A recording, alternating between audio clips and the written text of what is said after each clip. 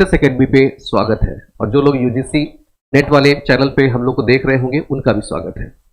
तो dear students, आज जो अपनी क्लास है वो जो क्लास है फिर से स्टार्ट करें हम यहाँ से यूजीसी नेट जेआरएफ 2023-24 के लिए। इसमें प्रथम प्रश्न पत्र का, और याद रखिएगा ये जो क्वेश्चन हो रहे हैं ये 2022 के हो रहे हैं। और इसमें से जो ये पार्ट मैं पढ़ा रहा हूँ ये पार्ट चल रहा है, इन्वायरमेंट वाला पार्ट चल रहा है। और इसमें से अगर आप देखें तो जो पार्ट है ये 16 नंबर का पार्ट है। इसके पहले 15 नंबर तक के पूरे पार्ट आपको करवाए जा चुके। तो जो लोग मेरे साथ जुड़ रहे हैं उन सबको गुड मॉर्निंग, और गुड मॉर्निंग, मोस्ट वेलकम। जल्दी जल्दी आप जुड़ जाइए मेरे साथ और फिर से नए क्वेश्चन के साथ हम स्टार्ट करते हैं। आज बड़ी टाइम से अपनी क्लास स्टार्ट हुई है, सारे क्वेश्चन हो जाए ताकि।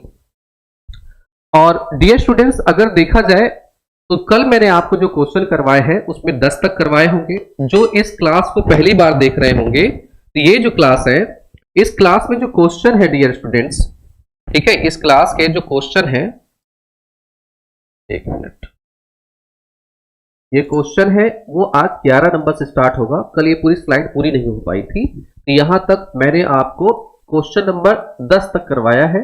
आज इसके आगे करवाऊंगा, ठीक है, 11 नंबर से, ठीक है। तो जो लोग पहली बार देख रहे होंगे आप क्या कर सकते हो, 15 नंबर का भी लेक्चर आप देख सकते हैं। तो वहां से 1 से 10 तक का क्वेश्चन आपको मिल जाएगा, ठीक है। चलिए, तो जो लोग जुड़े हो अभी सबको good morning, good morning, good morning everyone. तो चलते हैं, स्टार्ट करते हैं। में आते हैं फर्स्ट क्वेश्चन में। फर्स्ट क्वेश्चन तो शायद यही था, पवन फॉर्म क्या होते हैं, ये हमने देखा था। तो ये सब हम लोग देख लिया था। जो क्वेश्चन मैंने कल करवाए हैं आप लोग को दिखा रहा हूं मैं आपको, ठीक है। तो ये हमने कर लिए थे। और अगर देखा जाए तो इस टाइप से यहाँ तक पहुंचे थे। और फिर इसके बाद हम लोग यहाँ 10 नंबर तक ये लास्ट क्वेश्चन अपना हुआ था कल, ठीक है। तो 11वें नंबर पे चलते हैं हम लोग। सबको गुड मॉर्निंग। 11वां नंबर है आपके स्क्रीन पे, ये क्वेश्चन है। Given below are two statements, नीचे दो कथन दिए गए हैं। एक कथन एक है, नकारात्मक प्रतिपुष्टि प्रभाव जलवायु परिवर्तन की मात्रा को बढ़ाने की प्रवृत्ति होती है। Negative feedback effects tends to increase the magnitude of climate change. फिर दूसरा है positive feedback effect and tend to reduce the magnification of climate change. कहता है कि अगर सकारात्मक प्रतिपुष्टि प्रभाव जलवायु परिवर्तन की मात्रा को घटाने की ओर प्रवृत्त होती है। आप लोग देखो इसकी हिंदी देखो, हिंदी आप देखिए कितनी अच्छी हिंदी यहां पे लिखी हुई है। पहली बात, अगर इसमें देखोगे नेगेटिव फीडबैक, अगर किसी चीज का नेगेटिव फीडबैक होता है तो effect tend to increase the magnitude of climate change. Feedback अगर नेगेटिव है तो क्लाइमेट चेंज प्रभावित उतना तेजी से होता है। और क्या कह रहा है, पॉजिटिव फीडबैक अगर आप करते effect tend to reduce the magnitude of climate change. तो इसमें से बताना है कौन सा स्टेटमेंट ट्रू होगा, कौन सा फॉल्स होगा, ठीक है। अब यहां से स्टेटमेंट इसमें इस पेज पे दे रखा है। इस स्लाइड में थोड़ा सा दिक्कत है कि जो ऑप्शन है आपको दूसरे पेज पे मिलेगा, लेकिन आप इस पे से करके, हाँ देखिए, ठीक है, करके देखिए इस पे से कौन सा होगा।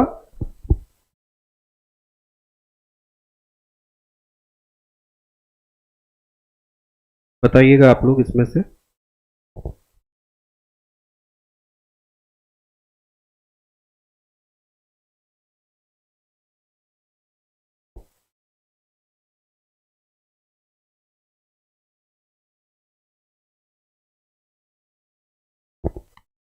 जल्दी से बताइए।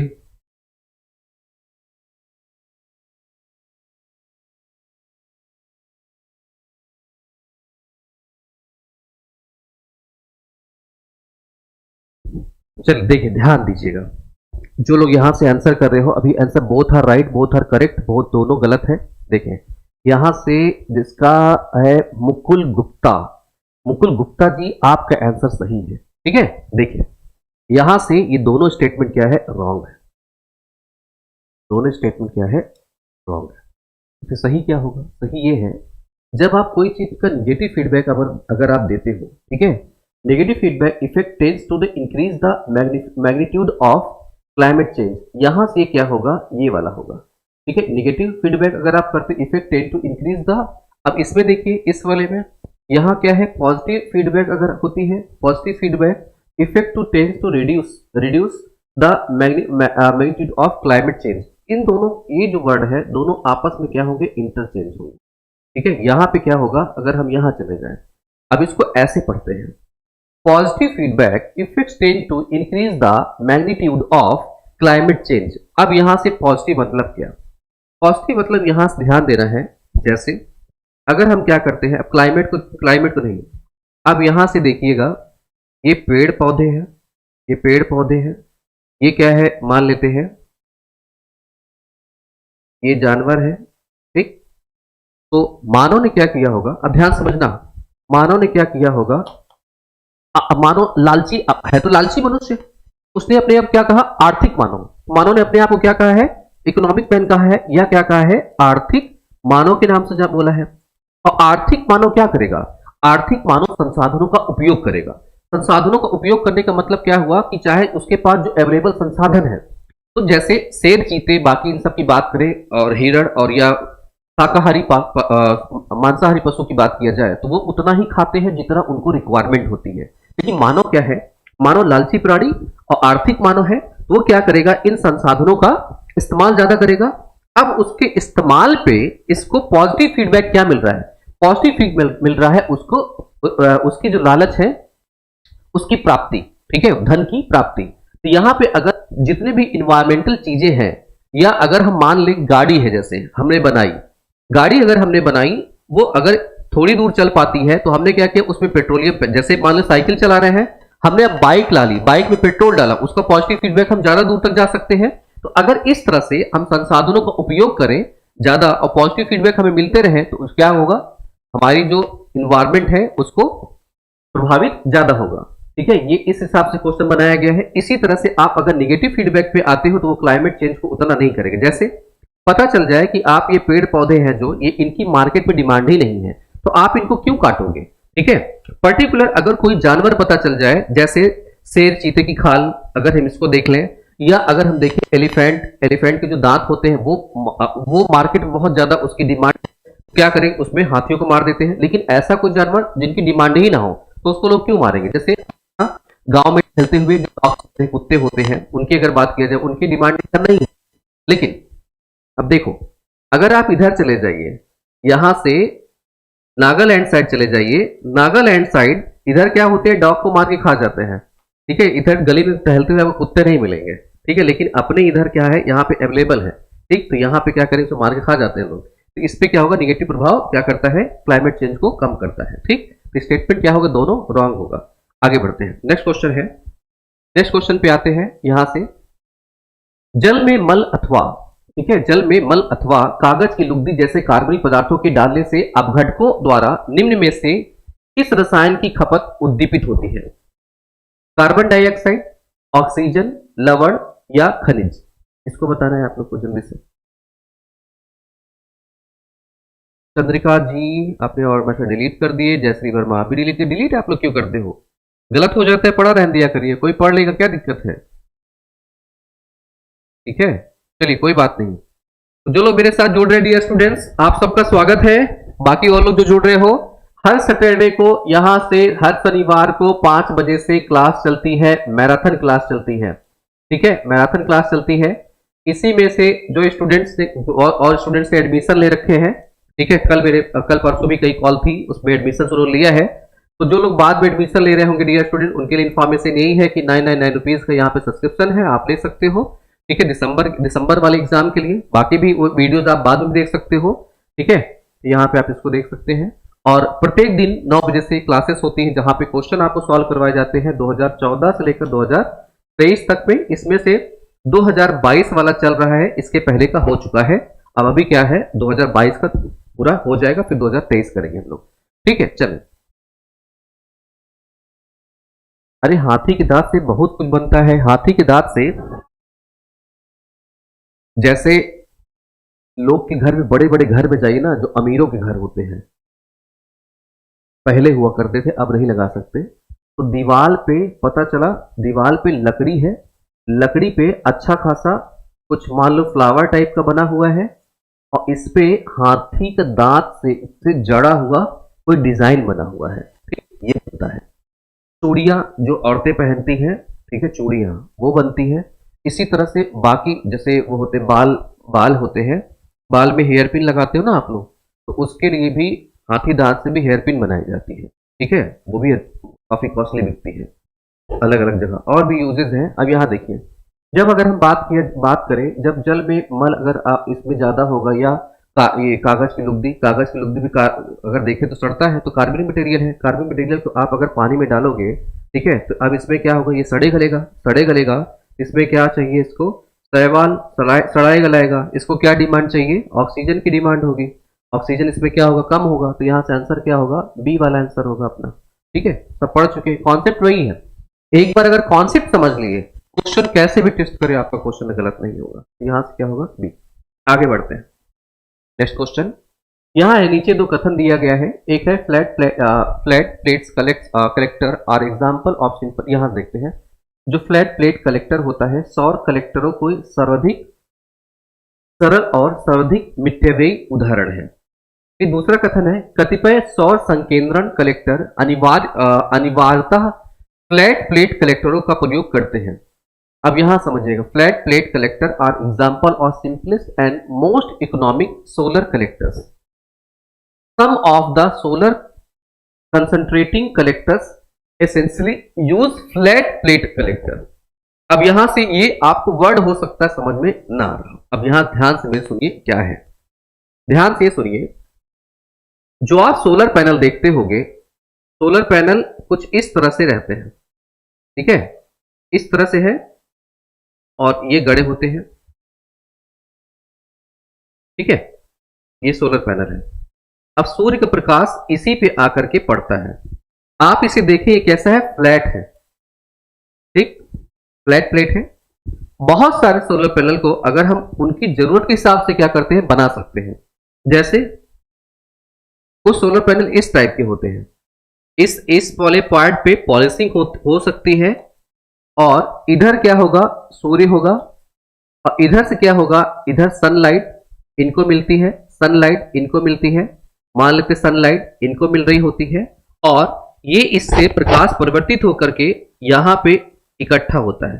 ठीक है, जैसे एग्जांपल दे रहा हूं, जब आप अपने घर पे होंगे, घर पे जो पैनल लगा होता है टीवी के लिए पैनल जो इस समय डिश के लिए लगा होगा, तो वो फ्लैट नहीं होता, वो कर्व होता है। आप देखिए, वो कर्व होता है, और उस पे जो इस तरह से मॉनिटर वो होता है, सिग्नल रिसीवर, वो यहां लगा होता है।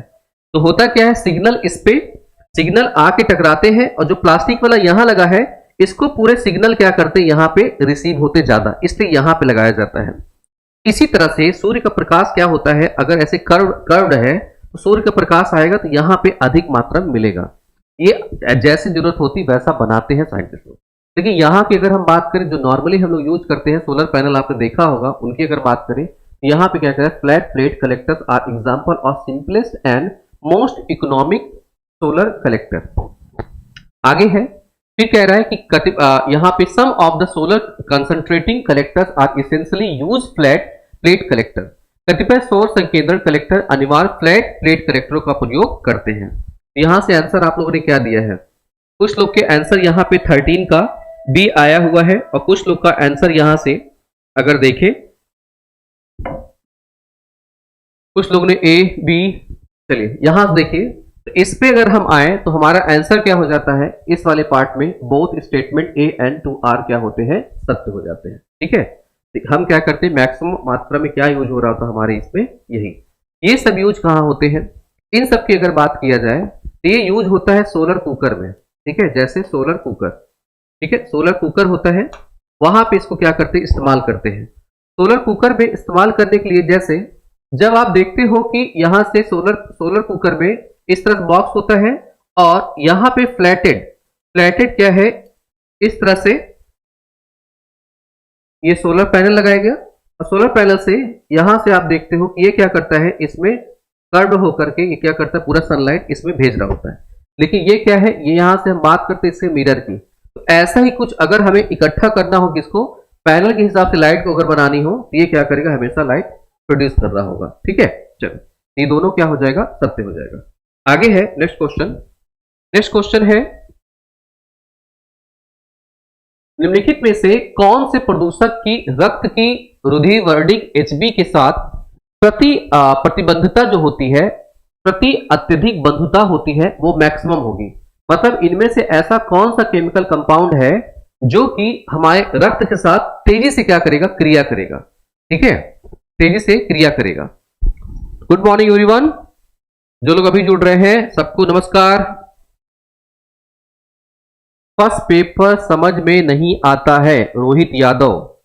और कोई लोग बताएं? तो रोहित यादव जी, मुझे आप एक चीज बताइए कि आपको समझ में क्यों नहीं आता है? क्या पहले आपने पढ़ा है कहीं? जो लोग को समझ में नहीं आता है, पहले आप ये बताइए। जैसे रोहित जी बता रहे हैं कि आपको समझ में नहीं आता, तो क्या आपने पहले पढ़ा है? अगर पढ़ा नहीं होगा तो नहीं समझ में आएगा। अगर आपने 10 यूनिट इसकी जो है वो अगर पढ़ी है, तो फिर इसका मतलब आपने क्वेश्चन पेपर सॉल्व नहीं किया है। क्वेश्चन पेपर सॉल्व नहीं किया है। अब डिपेंड करता है कहाँ पढ़े हैं, ठीक है, कैसा पढ़ाया गया है। जब 10 मिनट पढ़ने के बाद अगर समझ में नहीं आता, तब तो बहुत समस्या है। अगर पढ़ लिया है, क्वेश्चन भी सॉल्व कर लिया, तब भी नहीं समझ में आता, तब भी समस्या है। ठीक है, तो आप मुझे बताइए प्रॉब्लम क्या है। चलिए बाकी लोग बताएं। यहां से जो ऑप्शन आ रहे हैं CO2, जिसने मुकुल जी ने कहा CO2, बिल्कुल गलत है। यहां पे कुछ लोग बोले NO2, वो भी गलत है। और लोग बताएं।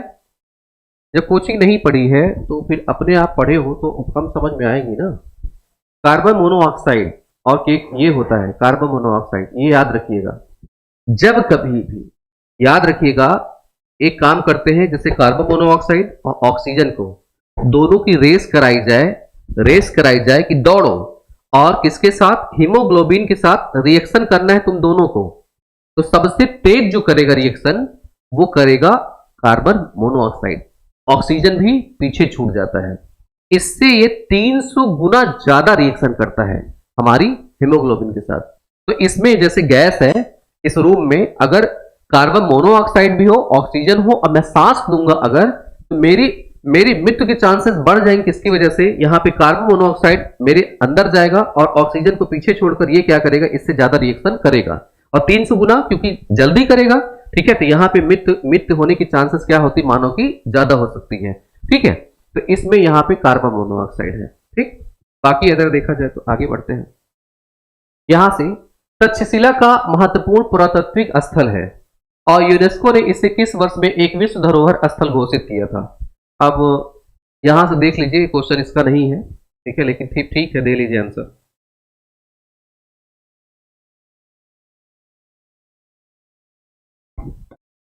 तक्षशिला वाला जो है याद रखिएगा 1980 में है।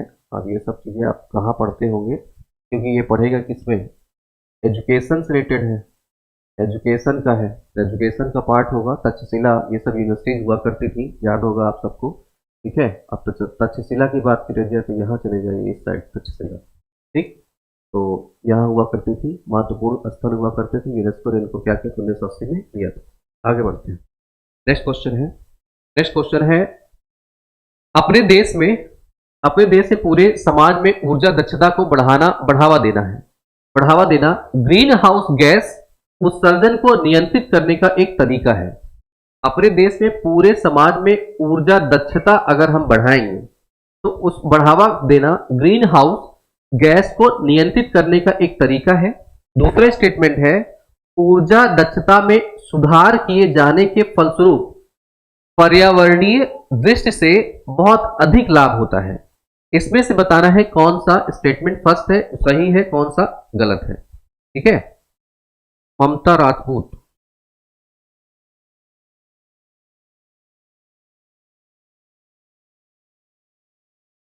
देखिए, जो फर्स्ट पेपर है, याद रखें, चाहे फर्स्ट पेपर की बात करें आप, पहली बात यूजीसी, और एक तरफ आप उठाइए किसको, यूपीएससी।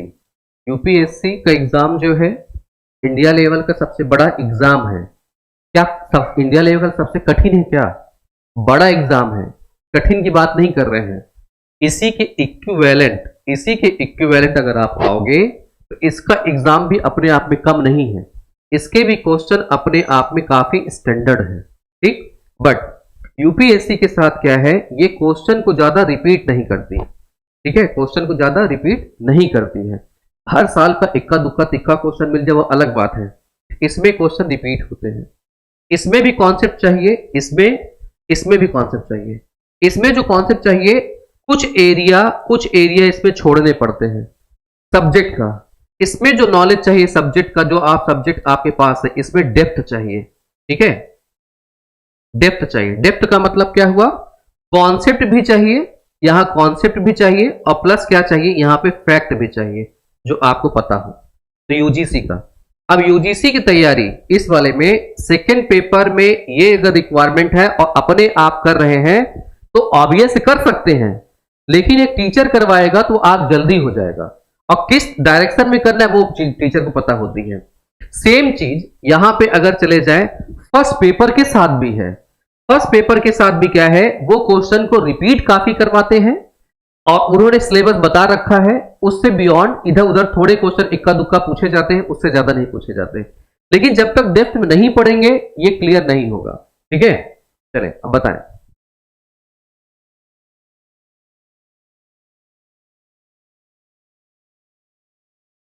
सर ऐप में डिटेल में पढ़ाओ। ममता राजपूत जी, आप पूरा लिखिए क्या कह रही हैं। ठीक है, चलें आप बताइए यहां से देखिए। हाँ, और जो हम लोग पढ़ा रहे हैं ऑब्वियस है, जो ऐप पे क्लासेस चलेंगी, मेरी क्लास अभी नहीं चली है, वहां तो मैं डिटेल से आपको पढ़ाऊंगा। ये पूरा खत्म होने के बाद 2023 तक जब ये फिनिश हो जाएगा डियर स्टूडेंट्स, इसके बाद 10-10, 15-15 मिनट क्लिप्स मिलेंगी आपको मेरी, उसमें भी आपके एग्जाम से रिलेटेड चीजें मिलेंगी। मुझसे डिटेल से पढ़ना है या सारे टीचर जितने हैं उनसे डिटेल से पढ़ना है, तो फिर आप यहाँ पे क्या कर सकते हो, जितने लोग हो, मतलब जो लोग इसमें नहीं पढ़े हो, 9 रुपीज कर सकते हो, ले सकते हो। और जो सब्जेक्ट जिसको नहीं पता है वो कहीं से भी आप पढ़ना चाहे हमारे यहाँ पढ़ लो, कहीं पढ़ लो, जहां आपको अच्छा लगे वहां से आप देख सकते हो। ठीक है, वो कर सकते हैं आप। चलिए आगे बढ़ते हैं। यहां से बात करें अपने देश में, पूरे समाज में, जब हम ऊर्जा दक्षता की बात करते हैं, ठीक है, जब ऊर्जा दक्षता की बात करते हैं, यहां पे ममता जी आप पूरा लिख तो रही है। ममता जी आप पूरा लिखिए ना, आप पूछना क्या चाह रही हैं, एक बार आप पूछिए तो फिर बताऊं ना मैं। आप पहले लिखिए, लिख के बताइए आप पूरा पूछ क्या रही हैं, पूछिए आप। यहां से आइए। अपने देश में, पूरे समाज में ऊर्जा दक्षता को बढ़ावा देना ग्रीन हाउस गैस उत्सर्जन को नियंत्रित करने का एक तरीका है। सबसे पहले अगर हम बात करें कि भाई ग्रीन हाउस गैस, अब दिमाग में आना चाहिए, जैसे ही वर्ड आए वैसे आपके दिमाग में ग्रीन हाउस गैस आनी चाहिए। जब ग्रीन हाउस गैस की बात किया जाए तो ग्रीन हाउस गैस होती क्या है। ग्रीन हाउस गैस की बात करें तो हमने देखा है कार्बन डाइऑक्साइड को बोल रखा है, CH4 को बोल रखा है, और नाइट्रोजन के ऑक्साइड को बोल रखा है, और ओजोन को बोल रखा है। ये क्या है, प्रदूषण है। ये क्या है, गैस प्रदूषण, मतलब वायु प्रदूषण। इसका मतलब है कि अपने देश में, पूरे समाज में ऊर्जा दक्षता कब बढ़ेगी, ऊर्जा दक्षता कब बढ़ेगी। जैसे अगर आप कोयले को जलाते हैं नॉर्मल तरीके से तो इससे धुआं बहुत निकलेगा। अब इसकी दक्षता हम बढ़ा दें, तो दक्षता बढ़ा दें कैसे, वैज्ञानिक तरीका, ऐसी मशीनें बनाएं कि इसमें धुआं कम निकले इस कोयले को जलाने पर, और ये अच्छी तरह से जल सके। एक तो ये, या हम क्या कर सकते हैं, इसके बजाय कोई और ऊर्जा के स्थान पे यूज करना स्टार्ट करें, जैसे LPG आ गई, CNG आ गई, हाइड्रोजन की ऊर्जा आ गई, वो हम ऊर्जा चेंज कर रहे हैं, दूसरे मोड पे जा रहे हैं। लेकिन सेम चीज को, जैसे लकड़ी को है, लकड़ी को अगर हमें जलाना है उससे कम गैस निकले, तो यहां पे जब अपने देश में, जब समाज में ऊर्जा दक्षता हम बढ़ाते हैं तो ग्रीन हाउस गैस को हम नियंत्रित करते, बिल्कुल सही बात है। ठीक, दूसरा ये, ऊर्जा दक्षता में जब आप सुधार कर लोगे में किए जाने वाला फलस्वरूप पर्यावरणीय दृष्टि से बहुत अधिक लाभदायक होगा। तो ऊपर वाला अगर सही हो रहा है तो ये भी तो सही है ना। ठीक है, दोनों स्टेटमेंट क्या हो जाएंगे, राइट। तो यहां से both statement are correct, first and second are correct. ठीक है, चले तो इसमें आते हैं, बोथ स्टेटमेंट आर करेक्ट। आगे बढ़ते हैं हम लोग यहां से नेक्स्ट क्वेश्चन पे। अब नेक्स्ट क्वेश्चन पे आए, देखें यहां पे क्या है, टॉक्सी। टॉक्सी मतलब टॉक्सी और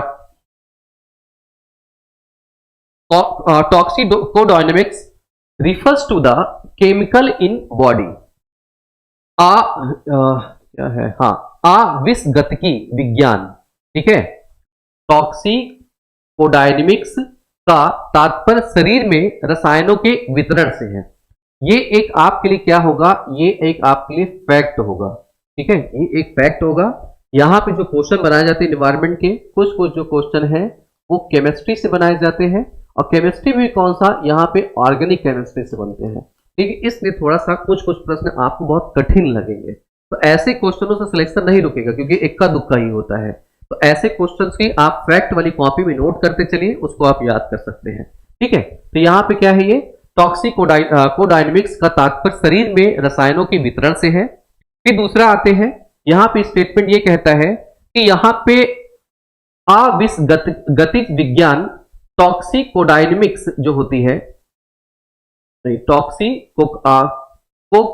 काइनेटिक्स है, ठीक है, काइनेटिक्स है, यहां से देखते हैं ये ना काइनेटिक्स, ये दूसरी विज्ञान है, डायनेमिक्स है, और ये क्या है, काइनेटिक है। डायनेमिक हो गई और एक क्या हो गई, काइनेटिक। ये क्या करती है, का तात्पर्य रसायनों द्वारा शरीर में प्रभाव उत्पन्न करने के प्रक्रम से है, ठीक है। मतलब यहां से कह रहा है कि जो यहां से टॉक्सिकोडायनेमिक होती है, इसकी वजह से तात्पर्य शरीर में रसायनों के वितरण से है। जैसे हमने कुछ पिया और हमारे शरीर में फैल जाए, अगर फैल जाए तो किसके अंतर्गत आएगा, इस पे हम पढ़ाई करेंगे, ठीक है। और इसके अंतर्गत अगर हम आते हैं तो इसका मतलब है का तात्पर्य रसायनों द्वारा, यहां से क्या है, रसायन द्वारा शरीर में प्रभाव उत्पन्न करने के प्रक्रम से है। यहां से सोच के बताइए, नहीं आता तो कोई बात नहीं।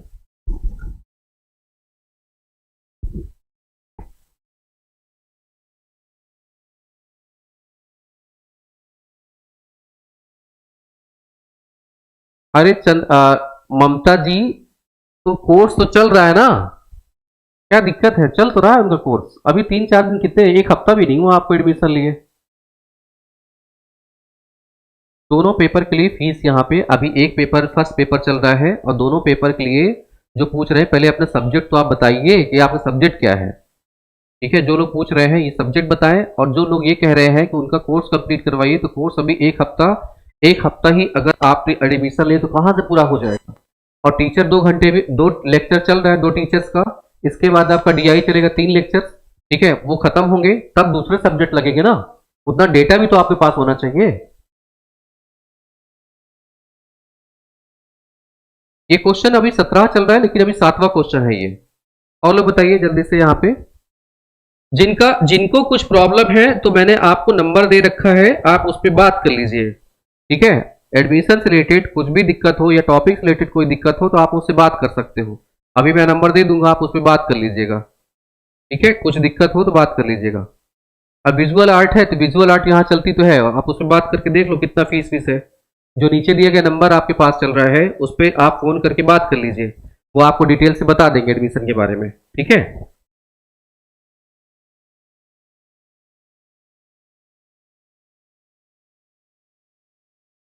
देखिए यहां से ध्यान दीजिएगा, ये वाला क्वेश्चन क्या है, फैक्ट है। ये फैक्ट क्वेश्चन के हिसाब से अगर हम देखें, बस आपको याद क्या करना है, ये स्टेटमेंट दोनों गलत है, दोनों स्टेटमेंट गलत है। अब कैसे गलत है, तो इसी को इंटरचेंज करना है। एग्जामिनर ने इतना ही, इसीलिए क्वेश्चन क्या था, ये कठिन था, अपने आप में कठिन क्वेश्चन है। ये यहाँ पे टॉक्सिक काइनेटिक्स होती है, अगर देखें विज्ञान की भाषा में, ये वाला ये एक काइनेटिक्स एनर्जी होती है, एक डायनेमिक एनर्जी होती है, काइनेटिक और एक होती है डायनेमिक, ठीक है। चलायमान होती है और रुकी हुई, ठीक। जैसे स्प्रिंग है, उसको आप दबा के रखो, उसमें भी एनर्जी होगी डायनेमिक, और ये क्या होगी, काइनेटिक एनर्जी। और डायनेमिक क्या होगी, चलती हुई कोई बॉडी, जैसे घूमती हुई कोई बॉडी है, तो डायनेमिक एनर्जी होगी उसके अंतर्गत। अब इसको उल्टा कर दीजिए, इसको इसकी जगह ला दीजिए, इसको इसकी जगह ला दीजिए, ठीक है। ये फैक्ट है, इसको क्या करिए, फैक्ट लिख कर कहीं इसको याद कर लीजिएगा, ठीक है। एग्जाम टाइम में इसको जाकर रिवाइज कर लीजिएगा, ठीक। चलें, क्या है मुकुल जी, आपका पेपर 2 क्या है, बता तो रहे हैं, ऊपर अपने लिखा होगा। चंद्रिका जी, सर मैं नहीं बोल रही हूँ, उनका यहाँ कितने का मतलब है। हाँ मैं जान रहा हूँ आप जो कह रही हैं यहाँ पे चंद्रपाल जी, मैं समझ रहा हूँ आपको, ठीक है। तो जितने लोग भी हैं क्वेश्चन जो पूछना चाहते हो आप, अगर आपको दिक्कत है तो आप उसको इस पे कॉल कर लीजिए, ठीक है। एडमिशन रिलेटेड अगर होगा तो आप मुझसे से पर्सनली एडमिशन रिलेटेड बात कर लीजिएगा, 8423565602 पे, ठीक है। अगर किसी को लगता है कुछ पूछना है, डिटेल से पूछना है, तो आप उस पर बात कर लीजिए। और अगर फिर भी लगता है कि एडमिशन केवल लेना है, मुझसे कोई बात नहीं करनी, तो आप यहाँ दिया गया नंबर है इसमें बात कर लीजिए, स्क्रीन पे चल रहा है उस पर बात कर लीजिए। आइए जल्दी से आते दूसरे क्वेश्चन पे। ये दोनों इंटरचेंज होंगे, ये इस पे जाएगा, ये इस पे जाएगा, ठीक है, तब स्टेटमेंट सही हो जाएगा दोनों, अदरवाइज दोनों इसमें गलत है, ठीक। आगे बढ़ते हैं नेक्स्ट क्वेश्चन पे। नेक्स्ट क्वेश्चन है यहां से, हल्के जल के नाभिकीय संयंत्र में मंदक के रूप में निम्नलिखित में से क्या प्रयुक्त होता है। तो असाधारण जल, ग्रेफाइट, भारी जल और दाबयुक्त जल। ये क्वेश्चन एक बार रिपीट हुआ, याद करिए और इसको बताने के आंसर की कोशिश करिए। ठीक है, इसको बताने की कोशिश करिए। मुकुल जी एजुकेशन, बाकी और लोग, अच्छा इनका मनोहित जी का पॉलिटी है। बताएं भाई, जल्दी से बताइए, आप इसका आंसर बताइए। जब हम लोग देखें यहां से, जब हम लोग बात करते हैं नाभिकीय रिएक्टर की बात किया जाए, नाभिकीय रिएक्टर की बात करते हैं, तो नाभिकीय रिएक्टर में जो ऊर्जा के रूप में यहां पे यूरेनियम 235 को लेते हैं। जब हम बात करते हैं हल्के जल के, तो यहां पे जल के यहां बात आए तो नाभिकीय रिएक्टर जनरली क्या बना, यहां से बनता है जहां पे यूरेनियम 235 रखा जाता है। इसमें बम्बारमेंट करवाई जाती है, किसकी, न्यूट्रॉन की करवाई जाती है। और इसके न्यूट्रॉन करवाने के बाद यहां पे दो पार्ट में, ये क्रिप्टन में और बेरिलियम दो पार्ट में टूटता है। इसके साथ क्या आता है, यहां पे एनर्जी आती है और साथ में अलग से भी क्या होता है, न्यूट्रॉन निकलता है।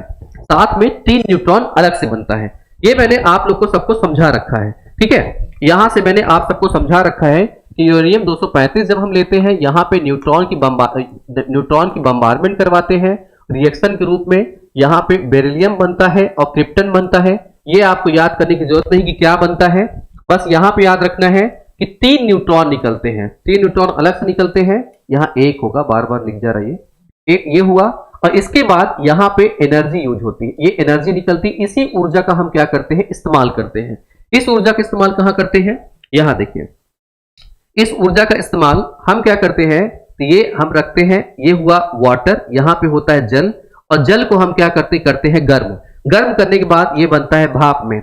भाप को हम भेजते हैं कहां पे, इस तरह से टरबाइन लगे होते हैं, पंखे। ये पंखा चलना शुरू होता है और ये जुड़ा होता है किससे, जनरेटर से। और जनरेटर से क्या होता है, इलेक्ट्रिसिटी बनना स्टार्ट हो जाएगी, प्लस है ये माइनस। ठीक, अब क्या होगा, यहां चले आए यूरेनियम 235 पे, तो आप देख रहे हो कि यूरेनियम 235 पे न्यूट्रॉन चाहिए, ये 3 न्यूट्रॉन निकला। अब ये 3 न्यूट्रॉन क्या करेंगे, फिर से वापस जाएंगे और फिर से क्या करेंगे, इस पे फिर टकराएंगे। अमाउंट होगा, कम होता जाएगा, फिर 3 न्यूट्रॉन जाके टकराएंगे, फिर वो रिएक्शन बनेगी। अब इसमें सोच सकते हो, यहां पे न्यूट्रॉन न्यूट्रॉन न्यूट्रॉन, इससे निकला 3 न्यूट्रॉन, फिर से इस वाले से निकला 3 न्यूट्रॉन, इस वाले से निकला 3 न्यूट्रॉन। अब ये वाला जो बनेगा, इससे निकलेगा 3, इससे निकलेगा 3, इससे निकलेगा 3, आगे बढ़ती चली जाएगी। ये बन जाती क्या, चेन रिएक्शन बन जाती है। अब इस चेन रिएक्शन वजह से ये क्या होगी, बहुत तेजी से बढ़ती चली जाएगी। तो इसमें हमें क्या करना पड़ता है, इसको नियंत्रित करना पड़ेगा। नियंत्रित करने के लिए इसमें से जो 3 न्यूट्रॉन निकला, इसमें 2 न्यूट्रॉन को हमको हटाना पड़ेगा। तो 2 न्यूट्रॉन को हटाने के लिए हमको अवशोषक यूज करना पड़ेगा कि इसको अवशोषित कर ले। उसके लिए आती कैडमियम की छड़ आती है, क्या आती है, कैडमियम की छड़ यूज करते हैं। कैडमियम छड़ जो यूज करते हैं वो किसके रूप में होती है, अवशोषक के रूप में, अवशोषक के रूप में। ये समझ में आ रहा होगा। अब एक कंडीशन और है, यहां पे जो न्यूट्रॉन है, इसकी स्पीड काफी होती है, इसकी स्पीड काफी होती है। चल, तो इसकी स्पीड को हमें धीमा करना है। इसकी स्पीड को धीमा करने के लिए, जैसे आप हवा में बहुत तेज भागते होंगे, जमीन पे हवा में तो बहुत तेज भागते हैं आप, लेकिन जब वही बालू में भागने कहें तो आप धीरे भागे, वही पानी में भागने को बोले तो बहुत धीरे भागेंगे, तो उसे बोलते हैं मंदक। तो इसमें मंदक के रूप में हम क्या करते हैं, यहां पे भारी जल इस्तेमाल करते हैं। क्या करते हैं, भारी जल, जिसको बोलते हैं ड्यूटेरियम ऑक्साइड, D2O। लेकिन इसी अगर हम बात करें नॉर्मल इसकी, यहां से हल्के जल की बात किया जाए, तो यहां पे हम क्या करते हैं, नॉर्मल जल ही उपयोग कर लेते हैं। ये क्या होगा, जो नॉर्मल जल हम पीते हैं उसी को उपयोग कर लेते हैं। ठीक है, तो यहां से याद रखना, इस वाले क्वेश्चन का आंसर क्या होगा, यहां से ऑर्डिनरी वाटर इज टू साधारण जल। ये सब ये नहीं होगा कि यहां पे भावनाओं में बहकर आपने जल्दी से इसको लगा दिया। ठीक है, ये मत देखिएगा। दार्विक जल ये भी नहीं होता, ग्रेफाइट ये भी नहीं होती है। ठीक है, यहां पे क्या होगा, केवल ए होगा। ठीक है, चलें आगे बढ़ते हैं। नेक्स्ट क्वेश्चन है यहां से, which of the following are true about the hard water. Hard water मतलब कठोर जल। कठोर जल के बारे में लिखित क्या है इसमें, ये जल की कठोरता पृष्ठ और भूमिगत जल दोनों में हो सकती है। और ए ऑप्शन है, बी ऑप्शन है, यहां से बी वाला है, ए हुआ, बी वाला कह रहा है कि कठोरता से जल की प्रक्षालन क्षमता, मतलब hardness increase the cleaning effect. Efficiency, cleaning efficiency मतलब जो कपड़ों पे अगर आप धोते हो तो इनकी क्षमता होती है, वो क्या होती है, कठोरता से जल की प्रक्षालन क्षमता बढ़ती है। फिर नेक्स्ट है सी वाला ऑप्शन, सी है मैग्नीशियम और कैल्शियम की कार्बोनेट्स, ये होता है कठोरता जो होती है वाटर की। डी ऑप्शन है इसमें, अब डी ऑप्शन की हिंदी कहां गई, नहीं दिया है। Hard water is consider as safe for human consumption, अगर आप इसे पीते हैं तो आपके लिए क्या है, ये काफी सेफ है, ठीक है, इससे नुकसान नहीं पहुंचता। ई ऑप्शन है कठोर जल मानव के उपयोग के लिए सुरक्षित माना जाता है, ये एक्चुअली क्या है, डी वाले का है और ई वाले का गायब है। क्या है, hard water causes scaling water distribution system, कठोर जल, हिंदी कहां चली गई, एक मिनट यार, नहीं दिया हुआ हिंदी,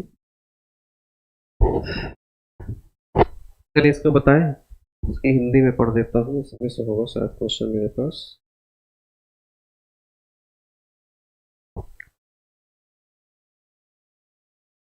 अच्छा, ये प्रिंट ही गलत इसमें है, ठीक है, जो डी वाला है उसका, डी वाले इसमें प्रिंट गलत है, क्वेश्चन में जो ओवरऑल क्वेश्चन ही आया वो प्रिंट गलत था।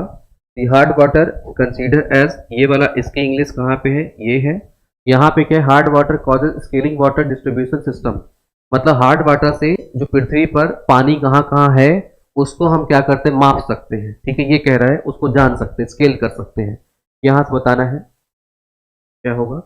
क्वेश्चन समझने में किसी की दिक्कत तो नहीं आ रही, प्लीज आप लोग बता दीजिएगा। क्वेश्चन नंबर 19 चल रहा है, किसी क्वेश्चन समझने में दिक्कत आ रही हो बता दीजिए।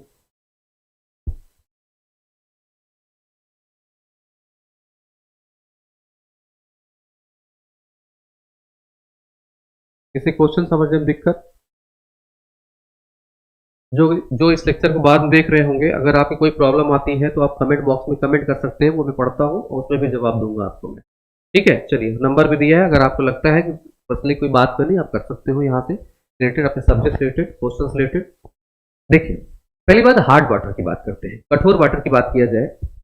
अब आपको कम देखने मिलेगा लेकिन इसको आप फील किए होंगे, जब हम बात करते हैं कठोर वाटर की, कठोर जल, जब कठोर जल की बात करें, ये छूने पे आपको कठोर नहीं लगेगा, छूने पे कठोर नहीं लगेगा, इसके इस्तेमाल पे लगेगा। कहाँ पे लगता है, ये होते हैं मैग्नीशियम और कैल्शियम के, ये कार्बोनेट होते हैं, इनके क्या होते हैं, कार्बोनेट होते हैं।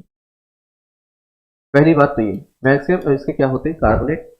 अब मैग्नीशियम कैल्शियम कार्बोनेट होते हैं, ये पानी में घुले होते हैं, इनको आपको देखना है तो आप क्या करिए, पानी को अच्छे से गर्म करिए। जब पानी को गर्म करेंगे तो आप क्या करिए, पानी को गर्म करने के बाद ठंडा होने दीजिए, उसको धीरे धीरे करके किसी बर्तन में उड़ेल लीजिए। तो बर्तन बचा, उसमें आप देखो व्हाइट कलर का मटेरियल बचा होगा, उंगली से ऐसे आप इस पे ऐसे करोगे ना तो इसमें आपकी उंगली पे व्हाइट कलर से लग जाएगा। तो जिसमें जितना ज्यादा मात्रा अवेलेबल होगा उसमें कठोरता जल की उतनी ज्यादा होगी। तो कठोरता को हम क्या कर सकते हैं, इसको पानी को गर्म करके भी दूर कर सकते हैं, लेकिन ये विधि क्या है, थोड़ी सी कॉस्टली है, ठीक है, ये कार्बोनेट होते हैं। अब क्या करें, इस जो जल में घुले कठोर जल को अगर हम क्या करते हैं, साबुन का इस्तेमाल करेंगे साथ में, इसके साथ आपको झाग नहीं मिलेगा, इसके साथ आपको झाग नहीं मिलेगा, और झाग नहीं बनेगा तो जो कपड़ा है वो भी अच्छे साफ नहीं होगा, ठीक है। और क्या होगा, जैसे आप लोग क्या करते होंगे, कूलर इस्तेमाल करते हैं, कूलर में नीचे पानी भरते हैं, यहाँ पे आप कठोर जल वाला इस पे पानी भरिए और उसको 1-2 दिन के लिए छोड़ दीजिए। जब छोड़ देंगे तो नीचे ये जो जहां पानी भरा हुआ है, ये क्या होगा, इस पर एक लेयर जम जाएगी और लेयर इतनी कठोर जमेगी कि आप उसको छुड़ा नहीं पाओगे। इसी तरह से मशीनें जो बड़ी बड़ी पानी का इस्तेमाल करती हैं, हफ्ते भर अगर बंद रहती हैं तो मशीनें खराब हो जाती हैं, जाम कर जाती हैं, ठीक है। अब आइए यहां देखते हैं, यहां देखा जाए तो hard water increase the cleaning efficiency. Cleaning को क्या करता है, ये खराब करता है, क्लीन अच्छा नहीं करता, तो बी वाला क्या होगा, गलत होगा। यहां देखते हैं, hardness in water can be occur in the both the surface and the underground water. हाँ, जो भूमिगत अंदर जल है उसमें भी होती है और जो झील उल में है वो भी क्या होती है, हार्ड हो सकती है। तो पहला स्टेटमेंट अपना क्या हो जाता है, सही हो जाता है। फिर आते बी वाला आंसर क्या होगा, गलत। सी वाले पे आते हैं, यहां से मैग्नीशियम और कैल्शियम के कार्बोनेट होते हैं, बिल्कुल सही बात है। यहां से आते हैं इसमें कठोर जल मानव के उपयोग के लिए, यहां से hard water it is consider as a safe human consumption, नहीं, ये क्या करेगा, हमारे लिए क्या करता है, नुकसान पहुंचाता है। डी ऑप्शन भी क्या होगा, रॉन्ग होगा। तो ए होगा सही, सी होगा सही और ई होगा सही। ठीक है, इसका डिस्ट्रीब्यूशन कहां कहां है तो हम जान सकते हैं कहां कहां इसे हार्ड वाटर मिलते हैं, कहां कहां सॉफ्ट वाटर मिलते हैं। ठीक है, तो क्या होगा, ए है, सी है और ई है। ठीक, यहां पे जब ऑप्शन में आप आओगे तो ऑप्शन में यहाँ पे ए, सी और ई, यहाँ पे आंसर क्या होगा, बी वाला होगा। ठीक, आगे बढ़ते हैं। लेकिन बुक में आप जाओगे तो आपको आंसर ये छाप के रखा है, ठीक, वो गलत है। ठीक है, चलिए आगे आते हैं। इसमें आते हैं, एक अगला है जो एसडीजी है। एसडीजी की बात की जाए, संधारणीय विकास लक्ष्यों को निम्नलिखित में से किस वर्ष तक प्राप्त किया जाना तय है। एसडीजी को हम कब तक प्राप्त करेंगे तो आप सब जानते हो कब तक के लिए है, ये 2030 तक के लिए। इसका आंसर आप सबको पता है अच्छे से। ठीक है, इसलिए मैं आपसे नहीं पूछ रहा हूं। ठीक है, आगे बढ़ते हैं। नेक्स्ट क्वेश्चन है, यहां से निम्नलिखित में से किसके मापन की इकाई डाप्सन है। ये डाप्सन को किस मापा जाता है। अब इसका भी बहुत इजी है, ये फैक्ट है, पहले भी बताया है, ये फैक्ट है, आप इसको बता दोगे। यहां से क्लोरोफ्लोरोकार्बन के लिए, समताप मंडली, ओजोन के लिए, परावैंगनिक किरणों के लिए, सौर विकिरण के लिए। जल्दी से इसका जवाब दीजिए, आप सब जल्दी से जवाब दीजिए इसका। और लोग के भी कुछ क्वेश्चन थे, आई थिंक आपने कुछ पूछा था, ऊपर चला गया है, मैं पढ़ लेता हूं क्या है। सर एक स्लाइड में हिंदी क्वेश्चन और एक स्लाइड में इंग्लिश क्वेश्चन के ऑप्शन के साथ टाइप करवा दें। मुकुल गुप्ता जी, हर चीज इतना आसान नहीं हो पाता है भाई, करवा दूंगा अगर जब टाइम मिलता है। यहाँ पे जो टाइपिस्ट है, क्योंकि बार बार टाइप करने में फॉन्ट क्या होता है, चेंज करने पड़ते हैं, कभी कभी दिक्कतें आती हैं बहुत सारी। सर मैं नहीं बोल, अच्छा ऊपर हो गया, ठीक है, चले जल्दी जल्दी बताइए आप सब।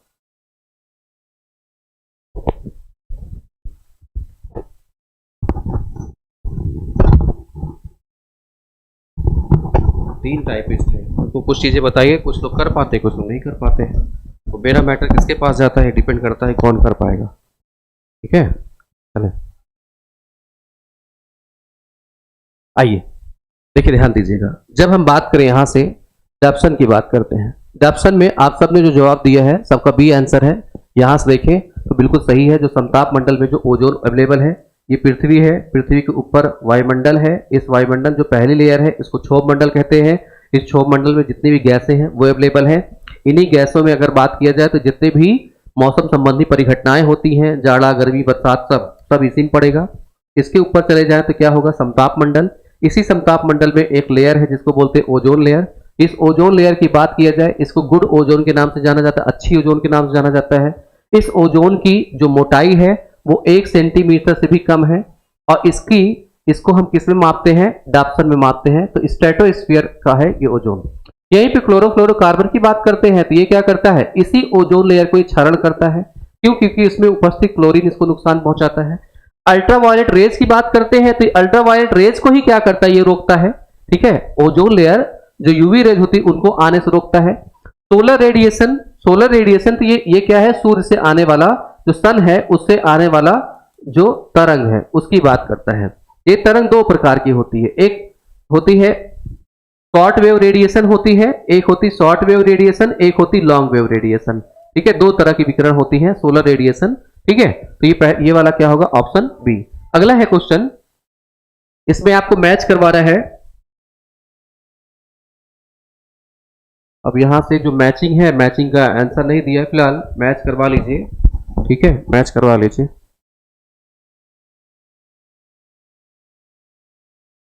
सूची एक तरफ दी हुई है, मॉन्ट्रियल प्रोटोकॉल, रियो शिखर सम्मेलन, क्योटो प्रोटोकॉल और पेरिस समझौता। दूसरी तरफ 1992, 2015, 1987, 1997।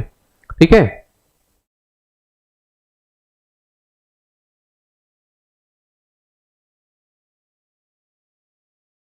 $300 डाप्सन से अधिक मोटी हो तो गुड ओजोन। पलक मौर्य कहां पढ़ी है, और उससे पतली हो तो बैड ओजोन। गजब कॉन्सेप्ट है भाई, पलक मौर्य कहां पढ़ी हैं आप।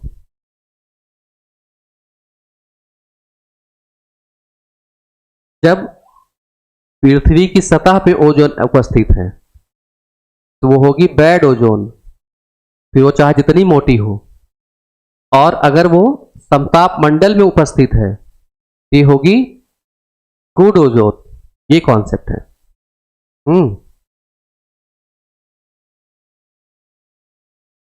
हाँ भाई, सब लोग लाइक और शेयर कर दीजिए। चलिए देखिए, यहां से बात करते हैं। यहां से अगर बात किया जाए इस वाले पार्ट पे तो समझिएगा ध्यान से।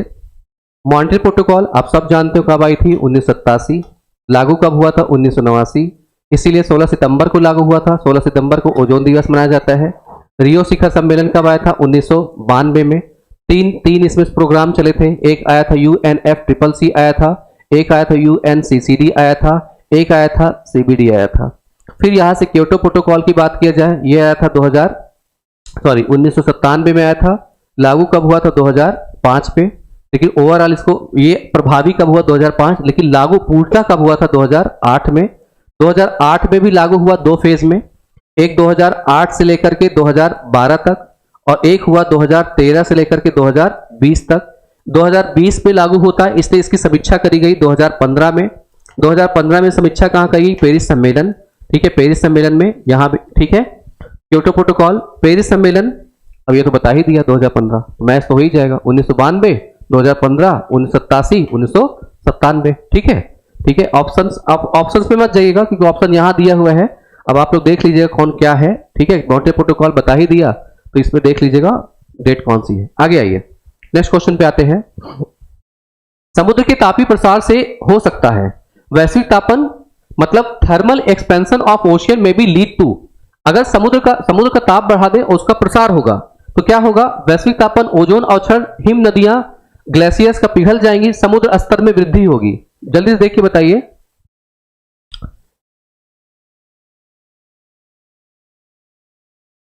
नहीं, एक्चुअली क्या है जयश्री वर्मा जी, ये जो टाइपिस्ट है, टाइपिस्ट थोड़ा नया है तो उसने गलती कर दी है टाइपिंग में। ठीक है, तो बाकी लोग को बोल रखा है जो अगली स्लाइड मिलेगी आपको, आप लोगों को वहां पे क्वेश्चन ठीक से हो जाएगा। ठीक, ये बोला है मैंने, आज पर्सनली बोला है, तो नए टाइपिस्ट को नहीं दिया जाएगा। हाँ, प्रॉब्लम होती आपको करने भी होती, मुझे करवाने भी क्वेश्चन होती है।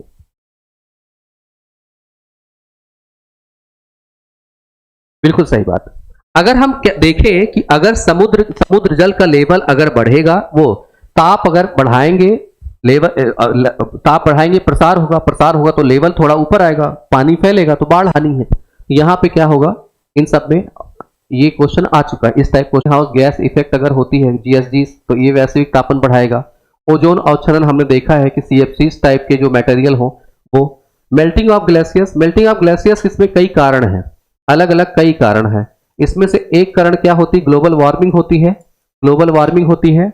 दूसरा कारण में भी बन सकता है, ये भी बनता है। ठीक है, समुद्र जल में वृद्धि होती है, ये भी दूसरा कारण। लेकिन सबसे इफेक्टिव कारण क्या बनता है, मानव जनित, जो यहाँ पे ग्लोबल वार्मिंग हो रही है। आगे बढ़ते हैं, नेक्स्ट क्वेश्चन। यहां से देखा जाए अपशिष्ट अस्थायीकरण कुंड, मतलब क्या है, वेस्ट स्टरलाइजर पॉन्ड, मतलब क्या है, कुआं बना रखा है, इसमें आप वेस्टेज क्या करो, डालते हैं।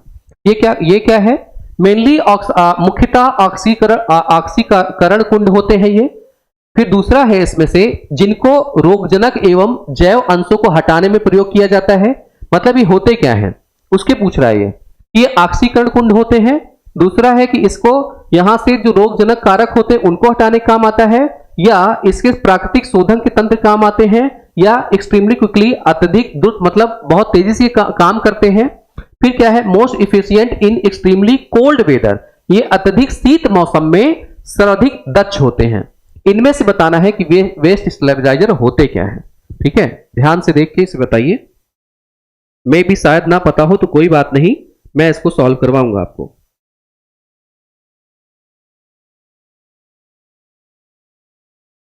ऑप्शंस मैं लिख देता हूं, यहां से।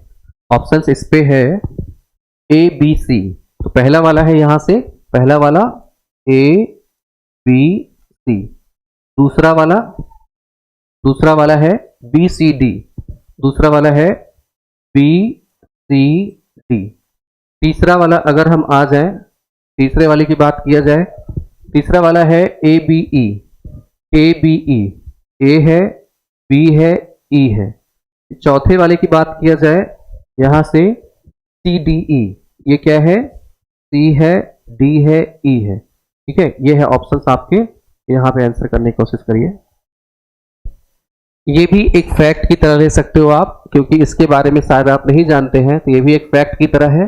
तो फैक्ट वाला पेज या कॉपी आप बना रहे होगे तो वहां इसको लिख लीजिएगा, इसके बारे में याद कर लीजिएगा। और एक काम क्या करिएगा, इस पे आप थोड़ा सा गूगल कर लीजिएगा, गूगल कर लीजिएगा, इसके बाद थोड़ा डिटेल मिल जाएगा, तो डिटेल से आधे पेज तक लिख लीजिएगा तो आपको पता रहेगा। पॉइंट फॉर्म में लिखिएगा, पॉइंट फॉर्म में पॉइंटर बना बना के लिखेंगे तो आपको याद रहेगा।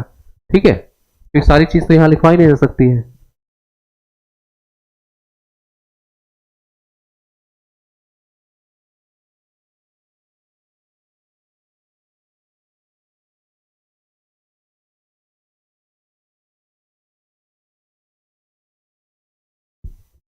देखिए होता क्या है, ध्यान दीजिए। जैसे इस तरह से हमने क्या किया, पिछला कुंड, इसमें क्या है, वाटर भरा हुआ है।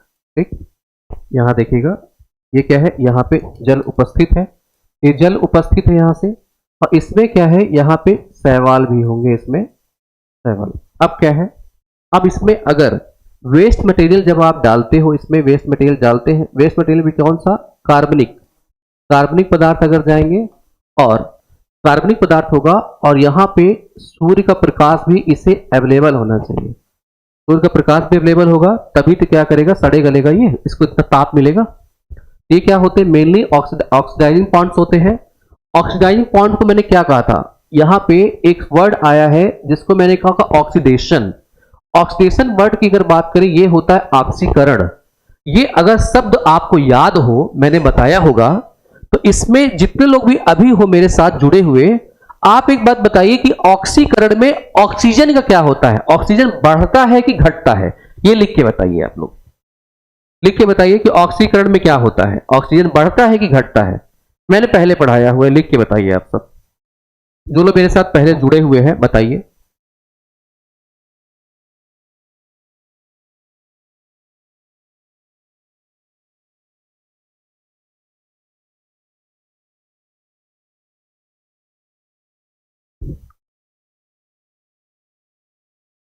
पता ना हो कोई बात नहीं, और लोग बताइए जल्दी से।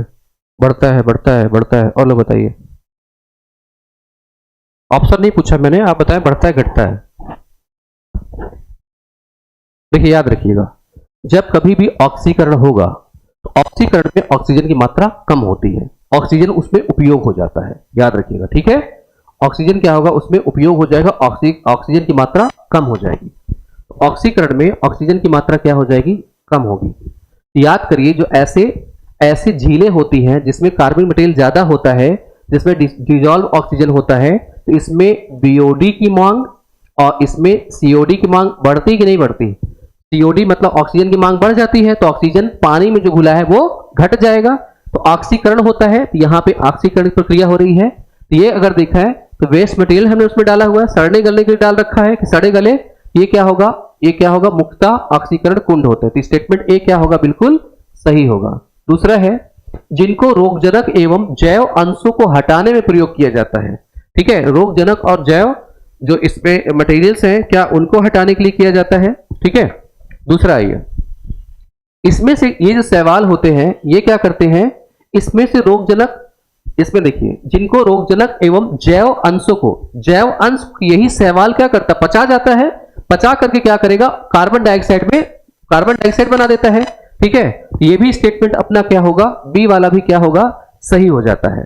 ठीक है, फिर ऑप्शन पे आते हैं। यहां से इसमें नेचुरल ट्रीटमेंट है, ये प्राकृतिक शोधन तंत्र है, ये अलग से और हम कुछ कर नहीं रहे हैं, बस हमने एक पॉइंट बना रखा है, इसमें कार्बन मटेरियल डाल रहे हैं और इसको ध्यान दे रहे हैं, और इसमें क्या क्या सड़ गल के जो कार्बन मटेरियल उसको सड़ा गला ले रहा है। ठीक है, ये क्या है, एक प्राकृतिक तंत्र है, अलग से हम कुछ बाहर ला रहे, शैवाल भी प्राकृतिक है। ठीक, फिर आते हैं एक्सट्रीमली क्विकली, क्या अत्यधिक तेज होता है, नहीं।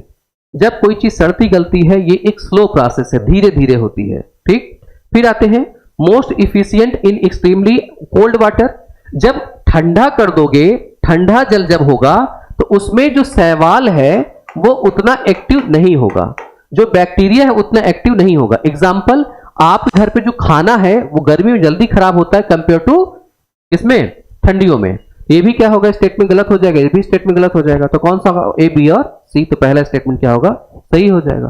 ठीक, चलें आगे बढ़ते हैं हम लोग नेक्स्ट क्वेश्चन पे। नेक्स्ट क्वेश्चन है यहां से, अब ये आज के क्वेश्चन नए जुड़ रहे हैं आपके साथ। पहला क्वेश्चन यहां से है, एक प्रकार के वायु प्रदूषक पैन जो होते हैं का पूर्ण रूप से निम्नलिखित में से कौन सा है। ठीक है, जो पैन होते हैं, PAN, जो पैन होते हैं इनको फुल फॉर्म में क्या कहा जाता है, यहां से बताना है। ठीक है, ये भी 2022 के ही क्वेश्चन है। ठीक है, इसको करके बताइए जल्दी से आप लोग।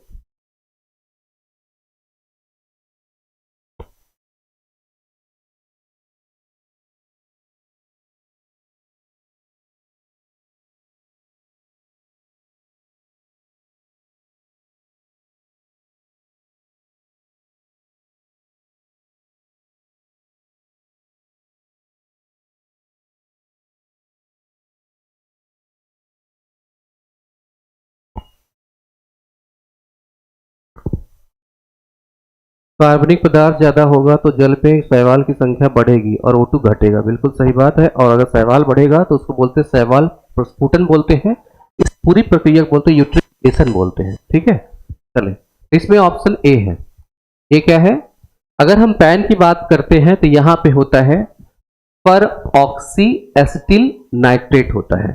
ठीक है, पर ऑक्सी एसिटिल नाइट्रेट होते हैं। ठीक, नाइट्रेट की मात्रा क्या करते हैं, बढ़ाते हैं, और कई काजेस अलग अलग प्रभाव इसके पड़ते हैं, हम लोग पहले भी पढ़ रखा है। तो पैन का, ये पैन का फुल फॉर्म होता है। ठीक, आगे बढ़ते हैं नेक्स्ट क्वेश्चन पे।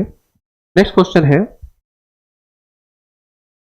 The national education policy. अब देखो ये क्वेश्चन क्या है, गलत है ये।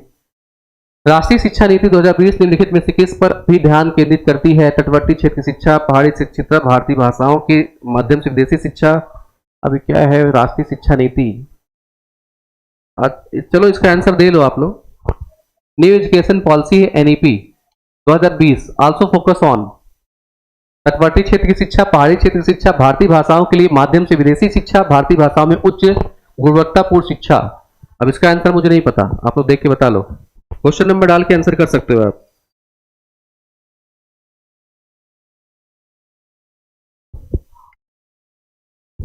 देखो बोला गया है तो जो high quality education in Indian language, obvious है यहाँ मोदी जी भी चिल्ला चिल्ला के बोले थे कि जो लोकल यहाँ पे लोकल जो पढ़ाई करनी है उसको क्या कर रहे हैं, इंडियन लोकल लैंग्वेज बतानी है। और जो अगर हायर स्टैंडर्ड में जाते हैं इंजीनियरिंग डॉक्टरी इन सब का होता है तो आप उसे इंडियन लैंग्वेज में क्या करिए, किताबें ट्रांसलेट करवाइए। ये न्यू एजुकेशन पॉलिसी क्या कहती है, बोलती है 2020 की। इसकी पीडीएफ आप डाउनलोड करके इसका जिस्ट होगा, इसका जो जिस्ट होगा मतलब शॉर्ट होगा वो आप पढ़ लीजिएगा। क्वेश्चन यहां से पूछे जाते काफी। ठीक है, चलें आगे बढ़ते हैं हम लोग नेक्स्ट पे। नेक्स्ट क्वेश्चन है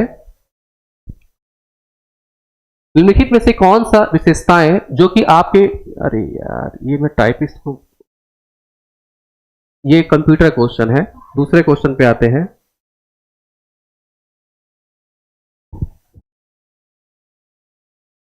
हाँ ये है, यहां से है कथन एक है, स्टेटमेंट फर्स्ट है यहां से, कथन प्रक्षुब्ध और द्रुतगामी तरीके से प्रवाहित जल समानतः ऑक्सीजन में छीड़ हो जाते हैं। नेक्स्ट क्वेश्चन है, नेक्स्ट पार्ट इसका स्टेटमेंट है, जल में जलमल अथवा लुगदी, पेपर, पल्प जैसे कार्बनिक पदार्थों को मिलाने से अपघटकों की गतिविधि और उनके द्वारा ऑक्सीजन उपभोग बढ़ जाता है। दोनों स्टेटमेंट्स में कौन सा ट्रू होगा ये बताना है आपको। ठीक है, पीडीएफ मिलेगी, जो टेलीग्राम चैनल है इसका टेलीग्राम चैनल है। आप लोग सब पीडीएफ के लिए क्या करिए, जो टीचर्स एकेडमी का टेलीग्राम चैनल है आप उसे ज्वाइन कर लीजिए, वहां पे पीडीएफ डेली डाली जाती है, वो आपको मिल जाएगी। ठीक है,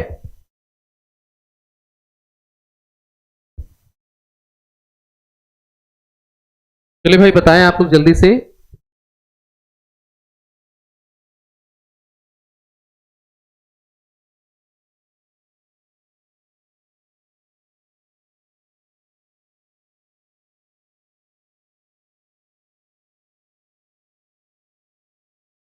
देखिए ध्यान दीजिएगा, जब अगर हम फर्स्ट स्टेट में बात करें, नदियां जब चलती हैं इस तरह से और बहुत तेजी से इधर लड़ते भिड़ते जाती हैं तो गैसों के साथ उतनी अच्छे से मिक्स हो जाती हैं, गैसों के साथ उतने अच्छे से मिक्स होंगी तो छीड़ नहीं होती है, ऑक्सीजन इसमें बनी रहती है।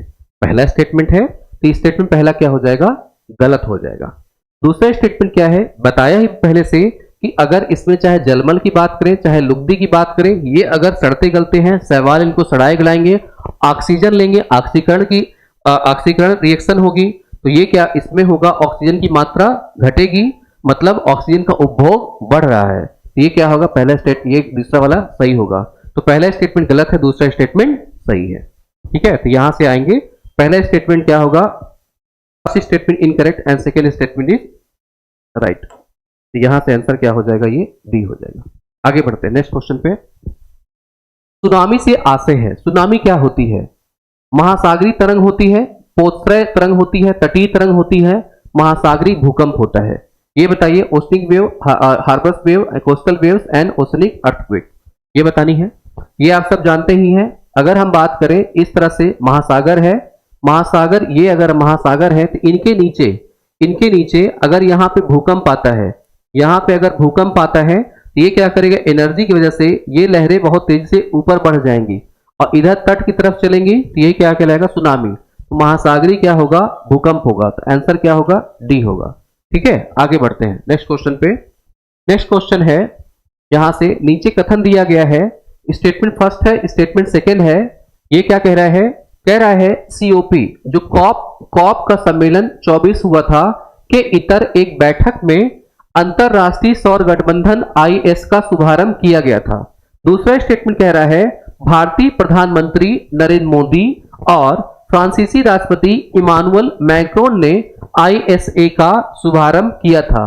अभी कॉप 24 अगर आपको ठीक से याद हो, और जो 2015 में सम्मेलन हुआ था वो कॉप कौन सा था, तब ये आप इसको क्वेश्चन को अच्छे से कर लोगे, अदरवाइज गलत कर जाओगे। करके देख के बताओ जल्दी से आप लोग।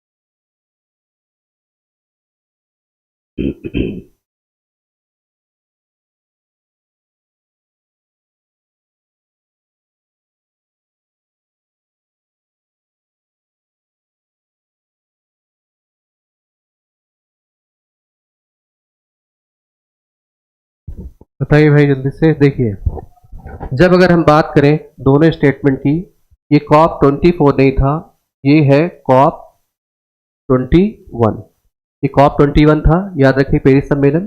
पहला स्टेटमेंट रॉन्ग, दूसरा स्टेटमेंट क्या हो जाता है, सही। ठीक है, जब हम आईएससी की बात करें, इंटरनेशनल सोलर अलायंस की बात करते हैं, तो यहाँ पे मोदी जी ने और फ्रांस के राष्ट्रपति, इन दोनों ने क्या किया था, पार्टिसिपेशन किया था और आईएसए इंटरनेशनल सोलर अलायंस को लिया था। इंटरनेशनल सोलर अलायंस की भाषा की बात करें तो ये क्या है, हिंदी है और प्लस क्या है, फ्रेंच है। ठीक है, इसके अलावा क्या है, इंग्लिश भी है। ठीक है, इसके अलावा इसकी भाषा क्या है, अंग्रेजी या इंग्लिश भी है। ठीक है, तो यहाँ से स्टेटमेंट सेकंड क्या है, सही है, स्टेटमेंट फर्स्ट क्या है, रॉन्ग है। ठीक, तो यहाँ से नोट देखना होगा। ओके, ठीक है, चले आगे है नेक्स्ट क्वेश्चन। नेक्स्ट क्वेश्चन है, उपरोक्त के आलोक में, नीचे अच्छा बता चुका हूं मैं, तो यहां से आते हैं नेक्स्ट क्वेश्चन पे। अस्थायी निम्नलिखित में से कौन से अस्थायी कार्बनिक यौगिक VOC केवल मानव जनित स्रोत से उत्सर्जित होते हैं, आइसोप्रीन, बेंजीन, टार्पीन, मीथेन या ये टालुइन है। ये क्या है, टालुइन।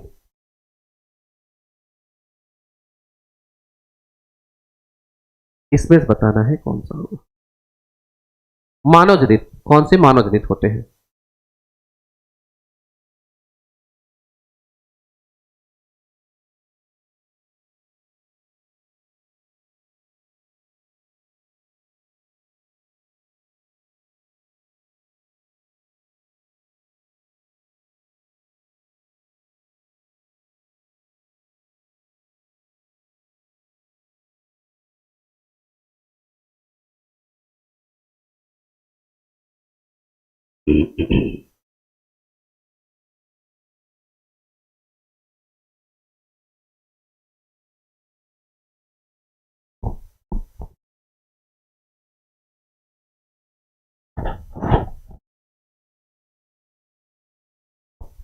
चलिए देखिए, जब अगर हम यहां से बात करें इसमें, तो एक होता है बेंजीन, और अगर बेंजीन है इसके अलावा देखोगे टॉल्यूएन।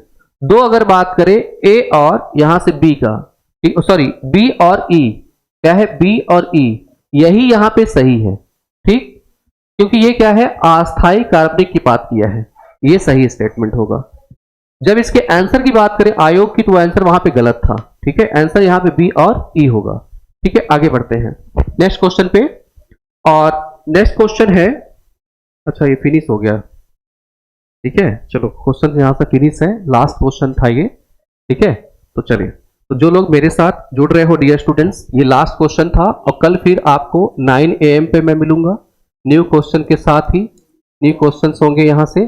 और इसी में डियर स्टूडेंट्स याद रखिएगा, हर सैटरडे को अपनी क्लास चलती है यहाँ पे 5 बजे से, मैराथन क्लास होती है 5 PM से, वो कब तक जाती है 9 PM तक जाएगी, 9 बजे तक। इसी में अगर देखें तो एडमिशन हो रहा है 999 रुपए में फर्स्ट पेपर के लिए। फर्स्ट पेपर के लिए इसमें अभी 2 क्लासेस चल रही है, इन्फी मैम की ICT चल रही है, शिवम सर की क्लास चल रही है, एक क्लास अभी इस बीच DI चलनी स्टार्ट हो जाएगी। 3 क्लासेस चलेगी प्रॉपर वे में, 10 यूनिट यहाँ पे कंप्लीट कराया जाएगा आपको, ठीक है, मेरी भी क्लास बाद में होगी इसमें, ठीक है। तो ये चीजें इंफॉर्मेशन आपके लिए, तो आज का ये लास्ट क्वेश्चन था, हो चुका है। आई होप कि आप सबको इससे फायदा हो रहा होगा। जो लोग इस क्लास को बाद में देखेंगे आप कमेंट कर सकते हो, और किसी को अगर प्रॉब्लम होती है, मैं नंबर दे रखा है, आप इस पे मुझसे आप बात कर सकते हो 8423565602 पे, ठीक है। लेकिन एडमिशन से रिलेटेड है तो आपको दिया गया नंबर आपकी स्क्रीन पे, आप उस पर बात कर सकते हो, ठीक। चलो,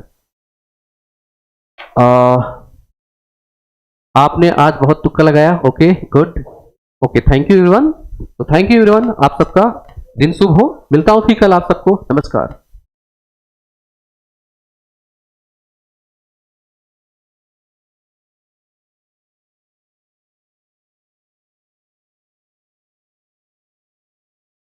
पलक मौर्य दिया तो नंबर, तो लिखा तो है,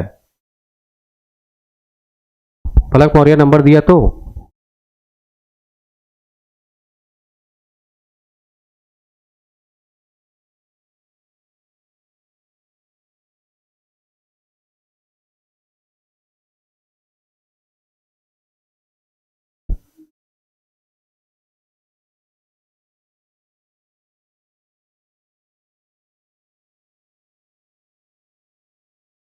चलिए भाई।